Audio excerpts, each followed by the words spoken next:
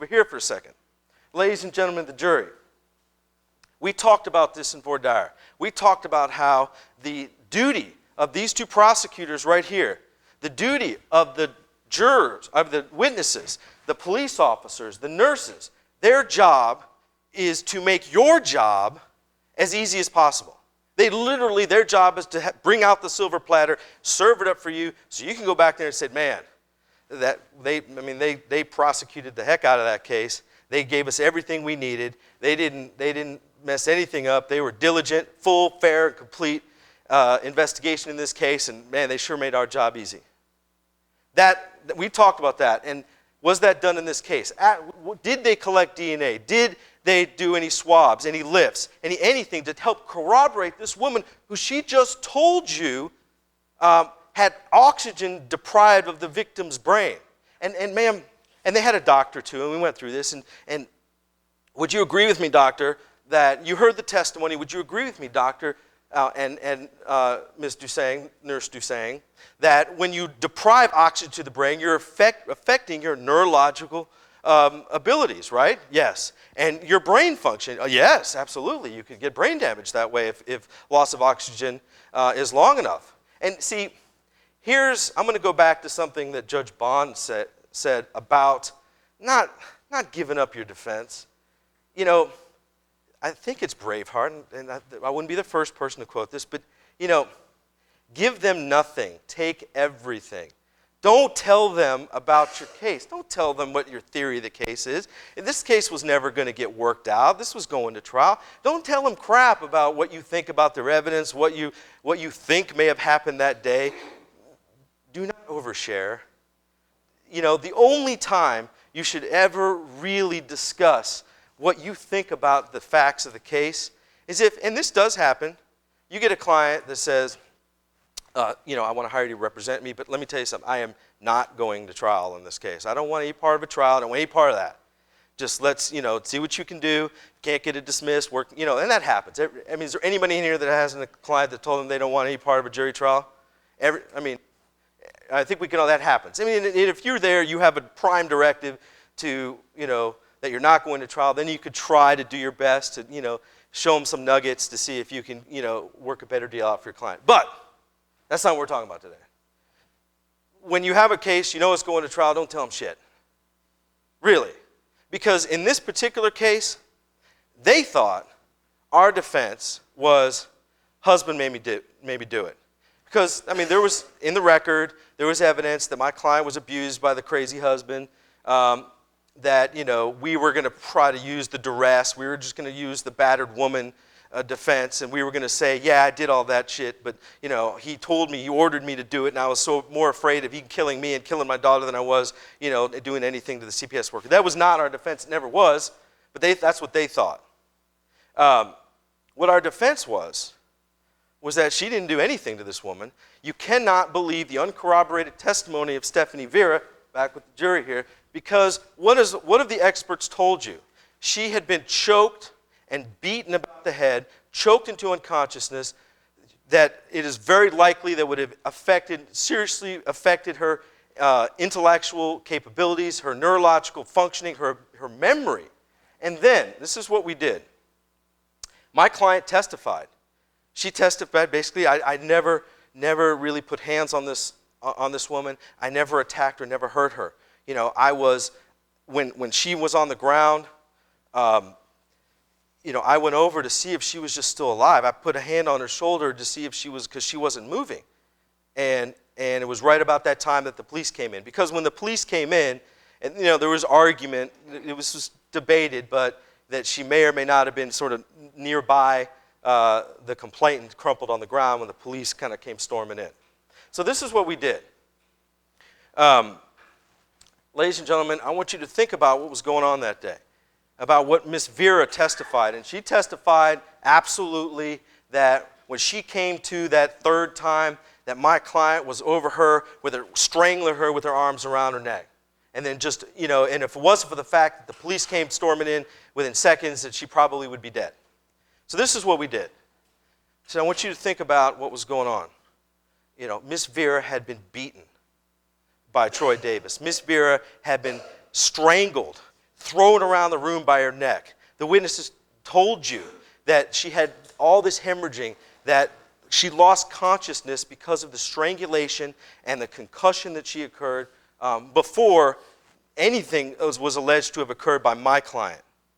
So I want you to think about this. She's on the ground. And I got on the ground. And if you can't see her, feel free to stand up. I'm on the ground. I'm laying on the ground, and you're Stephanie Vera and you're unconscious. And the last thing you remember prior to losing consciousness with Troy Davis choking the life out of you, the hands around your neck as things become narrower and darker and darker and blurry until you lose consciousness with that feeling of these arms choking you around your neck, choking you until you think you're going to die. And you think you're done. That when you black out, you're not coming back.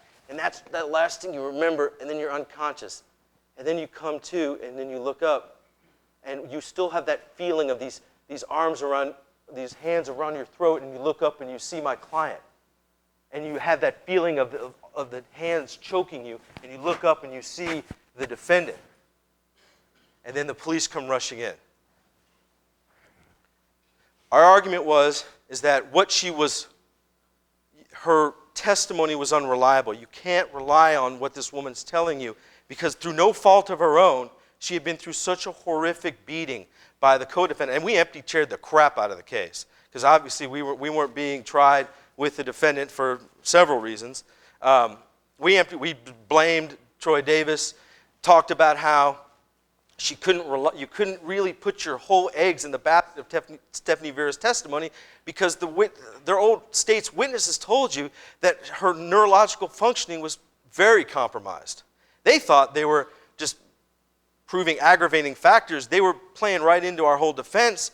And then when you coupled with that, it's like, well, ladies and gentlemen of the jury, if they're telling you on the one side that her neurological functioning, her thought process, her memory would have been affected, then don't you know that Tiffany Dusang, the nurse, knew all this when she was doing her sexual assault exam, or her aggravated assault exam, as we started calling it.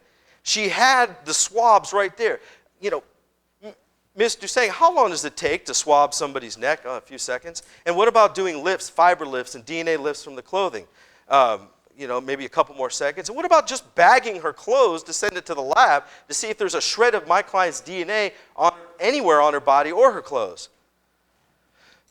I mean, I guess I could have done that, but that wasn't my job. And then came the blame shift, which you live for these moments. Well, that's not my job. That's the detective's job. Oh, God, you're clicking your heels when they start doing this. Because, of course, what is the detective going to say? Well, as far as collecting forensic evidence, we knew that she was getting a SANE exam, and that would have been taken care of by them. And then you're loving life at that point. And then you're asking these questions. The juror, you're the 13th juror. You're asking the questions that they're thinking about, and they don't have crap to say about it because you're absolutely right. And then comes,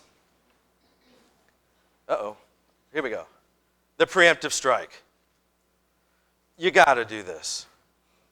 Okay, these are the same tired BS arguments that you hear all the time.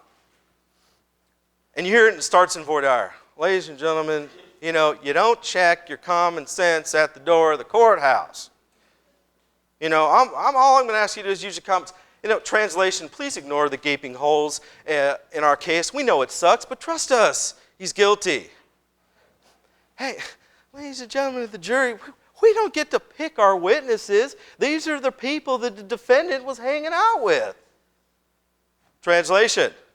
I know we called a bunch of drunks, drug addicts, career criminals, and pathological liars who you wouldn't trust to clean a septic tank, but trust us, he's guilty. Oh, I love the CSI. I love the CSI argument. How many times have you heard them talk about this is not CSI? All the time. But you know what? This is CSI. Is there anybody in here that hasn't had a DNA report just jammed down your client's throat? I know I have. This is not CSI, ladies and gentlemen. Translation, please excuse our lack of any forensics evidence, because, if we had any, we would be jamming it down the defendant's throat instead of making this weak-ass argument, and just trust us, the defendant is guilty. And then there's always the guilt trip. Ladies and gentlemen, Miss Vera came to court today in hushed tones. She came to court today a victim of a horrific crime. She came to court today, and what did she do? She told you the truth.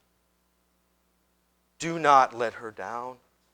Do not abandon her. Don't, a verdict of not guilty is what?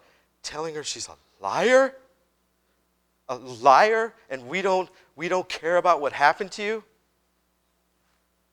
This is I'm talking about this in closing, because what do they always do? We defer opening, we'll defer all our time for closing, Judge.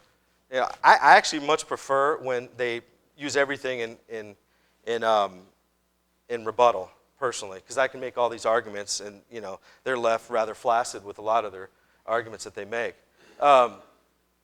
Please just feel so bad for the victim that you're going to just ignore the gaping holes in our case, because this woman was brutally beaten. Now, if you're lucky, as I was, to have another co-defendant who you could drop their name all throughout the trial, blame everything on him, that's much, much easier to do. But honestly, you have to talk to them, and you talk about it in voir dire.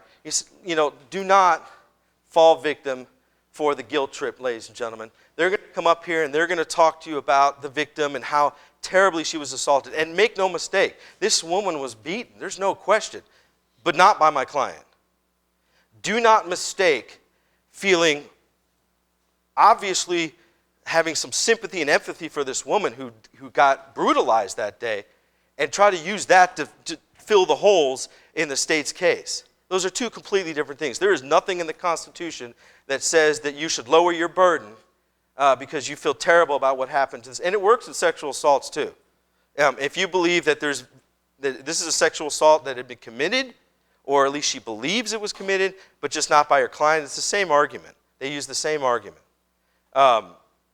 Because, my argument in that case was that Stephanie Vera believed that she was assaulted by the defendant. She was assaulted, brutally beaten that day.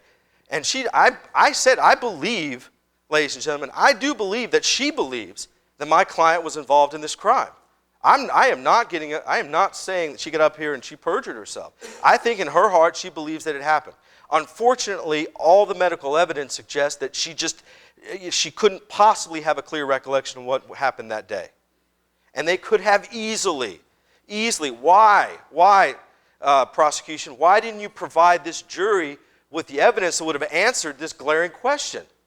If my client had choked this woman half to death, her DNA would have been all over her throat. This was immediately, she was taken from the scene of the crime within seconds of being choked and whisked to the hospital. She didn't shower. She didn't change clothes. It would have been and Miss Dusang, the nurse, conceded this is a perfect opportunity to have collected that type of evidence. And we didn't. And we talked about this in voir dire. Whose fault is it when they don't provide you with the evidence you need to find a defendant guilty? Is it the defendant's fault? Because here's the other thing that needs to start in voir dire, folks. You need to get, if you're lucky enough to have a cop or a former cop on your voir dire panel, use them. Use them. Ask them questions. Get them to, here's a great one. Officer Jones, would you agree, when you're conducting a criminal investigation, does the defendant get to make any decisions about what evidence that you collect and about what witnesses that you talk to? Does he have any say in the investigatory steps that you decide to take? No, that's not his call. It's our call. Get that out. Get that out. Because you say, you remember from voir dire, the defendant has, and you ask the detective on the stand the same thing. And they always answer, no, it's our investigation. We make the call. And then do not forget to make the detective concede that the investigation continues after charges are filed, after the case is indicted, all the way up into, well, gee, 5 minutes ago you could have been collecting evidence. There's no time limit. There's no expiration date on an investigation when you're dealing with somebody's liberty. And you make sure that you get them to concede that. So they can't say, well, you know, we did what we did, and then, you know, it was up to the state. And detective, if the prosecution right here, and you could really, you know, get a little close. If the prosecution right here would have called you and said, hey, we need you to, that piece of evidence that had been sitting in the evidence locker for the last year and a half, would you submit that to the lab? Or would you go follow up with that witness who's mentioned in the report that nobody talked to? Would you have said no? No, of course not. If they had asked you to do something further to attempt to present this case in a more clear form to the jury, would you have done it? Absolutely. They had every opportunity to answer these questions, to fill in these blanks, to fix these errors. And they never did. They never did. The plea for law enforcement. You know, it's the same. It's the kissing cousin to the guilt trip. You have a responsibility to protect the community. You know, the subtext, of course, is, but they don't say this, is that, you know, if you walk him, he's going to do it again. And then how bad are you going to feel then? Your responsibility as jurors, your responsibility is to insist that they present you a full, fair, and complete investigation. You know, this plea of law enforcement is just, once again, don't look over here at our lack of evidence or this crappy case we just presented you, but look over here and just be sort of overcome by this need of your duty to protect the community. And just use that once again to fill in the holes in our case. I always, you know, in a perfect world argument, you know, ladies and gentlemen, you know, I wish that we had all this evidence to present you. I wish that we had 25 detectives and